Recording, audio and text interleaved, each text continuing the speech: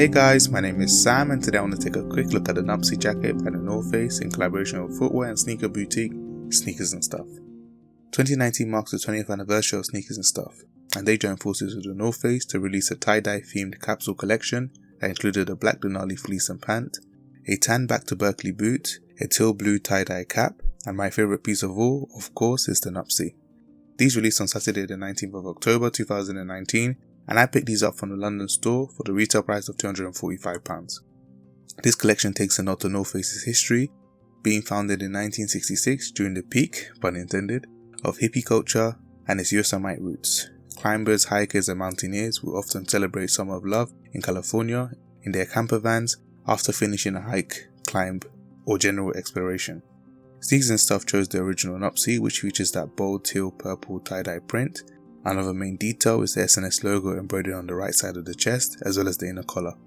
I love that SNS chose the OG Nuptse for that classic medium length, relaxed fit, smaller branding and triangular design at the chest.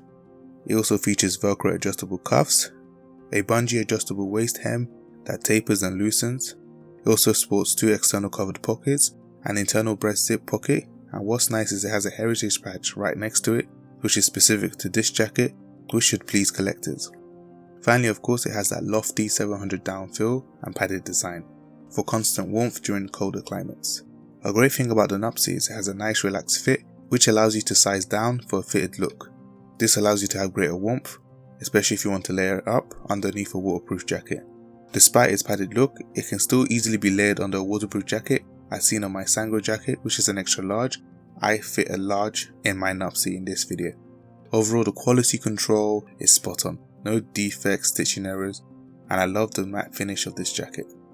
As much as I like the collection, I decided that this jacket might be a little bit too loud for me. I just wanted to quickly get this in for you guys, so I hope you found this useful. So here are my thoughts on the jacket, now it's time for yours. Did you manage to pick these up? Did you miss out? Or did you pass? Let me know why in the comments below. Thank you so much for watching, I hope you enjoyed the video. If you did, don't forget to give this video a thumbs up and comment stuff to show me you watched this video to the end. Please subscribe if you like my content, and as usual all of the links will be in the description. Apart from that, have a good day.